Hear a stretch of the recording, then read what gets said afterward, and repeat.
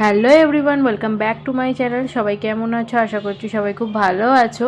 আর আজকে আমি চলে এসেছি নতুন একটা ভিডিও নিয়ে। এই ভিডিওটা একটু পুরনো। আমি বলেছিলাম আমাদের বাসন্তী পুজোর পঞ্চমী থেকে আমি পর ব্লগগুলো দেব, কিন্তু আমি যেহেতু পুজোটা কুমিরমোড়াতেই থাকি, তো কুমিরমোড়াতে যেহেতু পুজো হয়, ওখানে ইন্টারনেট কানেকশান খুবই স্লো। ওখান থেকে একটা কারোর সাথে ফোনে কথা বলা যায় না, কোনো নেট ইউজ করা যায় না।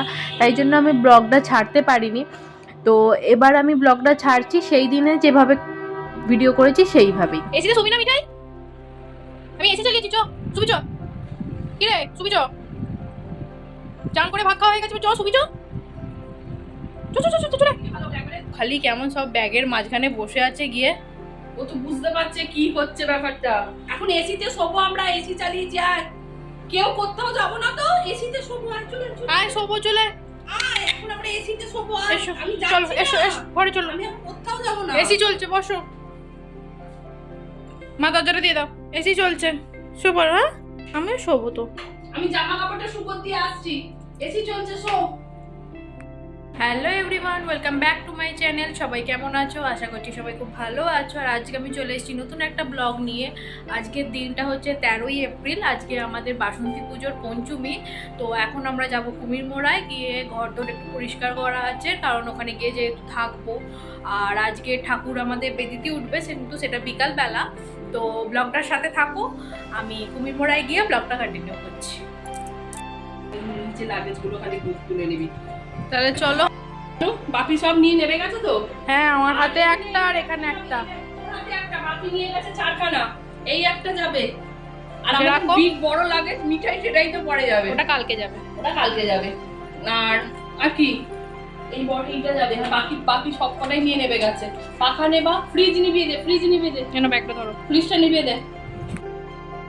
তো আমাদের সব ব্যাগ প্যাকিং করে গুছিয়ে নিয়ে এবার আমরা চলে যাচ্ছি। আজকে আমরা মিঠাইকে নিয়ে যাব না, তাই ওকে স্নান করিয়ে খাইয়ে ঘরে রেখে দিয়ে যাচ্ছি। পাপি খানিকক্ষণ পর ওখানকার ঘর বাড়ি গুছিয়ে তারপর এখানে চলে আসবে। তার খানিকক্ষণ পর আমরাও চলে আসব। তো এবার আমরা বেরিয়ে পড়লাম। তো আমি চলে এসেছি কুমিরমোড়ায়। আর যেহেতু টোটো করে এসেছি, চুল ফুল আঁচড়ানো হয়নি, চান করেই আমি ডাইরেক্ট চলে এসেছি। তো দেখো, লাগেজও নামিয়ে ফেলেছি, অনেক ব্যাগ হয়েছে এখানে। কুলার নিয়ে এসেছি যেহেতু এখানে প্রচণ্ড গরম। আর চলো বাকি ব্লগটা পরে কন্টিনিউ করছি। এইসব জিনিসগুলো এখান থেকে বেরোলো মা। এই রে, তোকে মিনি কিনে দিয়েছে, স্ট্রবেরি, রবার, লজেন্স, কাজু, তখন কত কুটি কুটি খেলনা এখানে। সব মিমির কিনে দেওয়া। দেখ, এবারে সব এগুলো নিয়ে পেস্তা, চলে যাবে। এগুলো নিয়ে খেলবি তুই? নিয়ে চলে যাবে, এখানে তো সব পড়ে থাকে। নারকোল, এগুলো সব রবার, এগুলো সব রবার। মিমি তখন একটা করে দেখতো, আমার মানুষ জন্য নে, মানুষ জন্য নে, এই করে করে সব জড়ো করে গেছে। এই রে, এটা তো বেড়াতে যাওয়ার মোমবাতি তো। হ্যাঁ, সিমলার, সিমলা না নৈনিতালের? নৈনিতাল। এই দেখ, এটাও মিমির কিনে দেওয়া। তোর এখানে যত খেলনা আছে সব মিমির কিনে দেওয়া। ঘরে না থাকলে কি অবস্থা হয়। এইটা একবার শান্তিনিকেতন থেকে মিমি কিনে দিয়েছে। এই দেখ, ছোট ছোট হাতি, সব সব সব এগুলো। এই দেখ, ম্যাওচানা, যখন এইটা, যেটা এইটা। হাত বাড়িয়েছিস তখন সেটা তোকে কিনে দিয়েছে। এই দেখ। তো তুই এইটা আমার খুব ছোটবেলা- ভালো লাগে, এটা খুব সুন্দর। বাবা, মানু একটা কোনো জিনিসে হাত দিয়েছে। এই একটা ছোট্ট সেই ব্যাগ। মা আগে আগে সেই নাকের কানের বেদালে মিমি যে গিফট গুলো দিত। এই তো, এইটা একটা সময় না, দিয়েছে। সেই শোপিস ছিল দুটো। ওই যে বাইরে উঠোনো রেখেছি। প্রচুর এরকম আবার একটা showpiece। শোপিস, এক একটা টাইম এক একটা জিনিস, কোনো পার্টিকুলার বলে কোনো জিনিস থাকতো না। এই একটা, এগুলো সব দুষ্টু মিষ্টি থেকে কিনেছিল। এটা তো পুরো 3টে সেটটা। এটা এক একটা নাচ শিখতে, যখন প্রথম নাচ শেখা শুরু করলি তখন এটা কিনে দিয়েছিল। 3টে মেয়ে 3টে স্টেপে দাঁড়িয়ে আছে, প্রথম যখন নাচের স্কুলে ভর্তি হলি ছোটবেলায়। কত সুন্দর সুন্দর জিনিস। রেখেছিলাম বলে তুলে, তাই আজকে এইটার জিনিস দেখ। এইটা আবার আমার ঠাকুমার কাছ থেকে আমি পেয়েছিলাম। মেম সাহেবের মেমের মুন্ডিটা কোথায় চলে গেছে? এইখানে বেরোলো। এইখানে একটা কোথায় ছিল মেমের মুন্ডিটা। মেম, এই যে মেমের মুন্ডি, এইটা আমার ঠাকুমার বিয়ের সময়কার জিনিস, এটা আমি পেয়েছি, মেম সাহেব। ঘরে লোক না থাকলে কি অবস্থা হয়ে পড়ে থাকে, প্রত্যেক বছর এসে এইভাবে পরিষ্কার করতে হয়।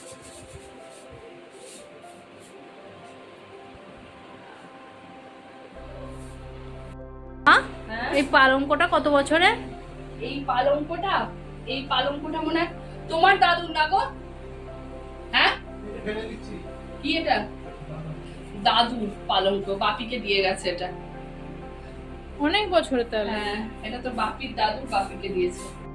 তো ঘরদোর গুছিয়ে নেওয়ার পর পুরোনো দিনের অনেক কিছু জিনিস ঘাঁটছিলাম, সব মিটিয়ে নিয়ে এবার আমরা বসেছিলাম। তারপর বাপি চলে যাবে হচ্ছে ডানকুনি, তো তার আগে একবার ঠাকুর দালানটা বাপির সাথে গেলাম যে ঠাকুরটা কতটা রেডি হয়েছে এই সব দেখার জন্য, কারণ এসে থেকে একবারও ঠাকুর দালানে আসা হয়নি। তো দেখো তোমরাও।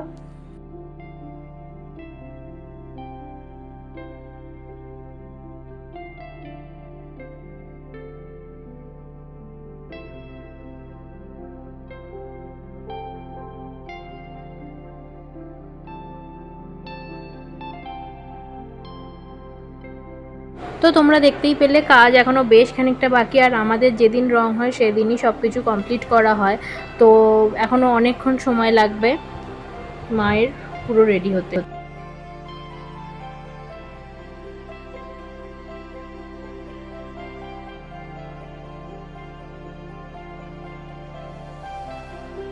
এখন বাজে হচ্ছে 3:12। এখন ঠাকুরের খালি চোখ আঁকা হয়েছে, কার্তিক ঠাকুরের অবধি হয়েছে, গণেশ ঠাকুর আর মহিষাসুর এদের এখনো হয়নি। তো কতক্ষণ থাকতে পারবো জানি না, আজকে তো বাড়ি চলে যেতে হবে একবার, যেহেতু মিঠাইকে আনিনি। তো চলো খানিকক্ষণ পরে এসে আবার একবার দেখবো যে কতটা হলো। আর এগুলোই হলো আমাদের মা বাসন্তীর মেন কাপড়, যেগুলো পুরো পুজোতে লাগে। তো এগুলো কিনে এনে কেচে এরম শুকিয়ে তারপর পুজোতে দেওয়া হয়। এমনি কোনো কাপড় দিলে যেমন পুজো দেওয়া হয়, কিন্তু পুজোর জন্য বিশেষ করে এই কাপড়গুলোই লাগে।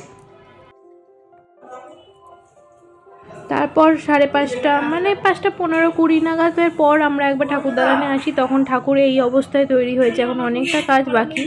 আর তখন কাজ ছিল হচ্ছে এই যে যত সিংহাসন আছে, যা বেদি আছে, এইগুলোতে আমার বাড়ির কাকিমা আর মায়েরা এসব কাজগুলো করে। তো কাকিমার অনেকগুলো আলপনা দেওয়া হয়ে গেছে, তো আমার মা একটাতে দিচ্ছিল, আর এই দাদুর মুখ থেকে তখন আমরা কিছু গল্প শুনে নিচ্ছিলাম।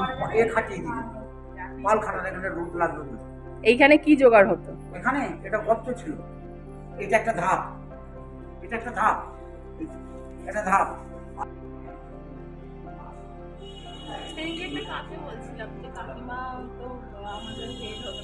মা কাকিমাদের মুখ থেকে এখন গল্প শুনি, আগে পুজোর এই সব কাজই বাড়ির মেয়ে বউরাই করতো, কিন্তু এখন সবাই সবার ব্যস্ততার কারণে আর সেভাবে এসে জোগাড় করে উঠতে পারে না, তাই এই দাদুরা জোগাড় করে এদের। এই কাজগুলো তখন করেছি। তারপরে ওই ধান জব বেচে রাখা, যেগুলো অর্ঘ্য হতো, এই কাজগুলো তখন আমি বরাবরই করতাম, মানে আমার এটা করতে ভালো লাগে। এবার এই যখন এরকম বড় আলাদা হয়ে গেছে তখন আর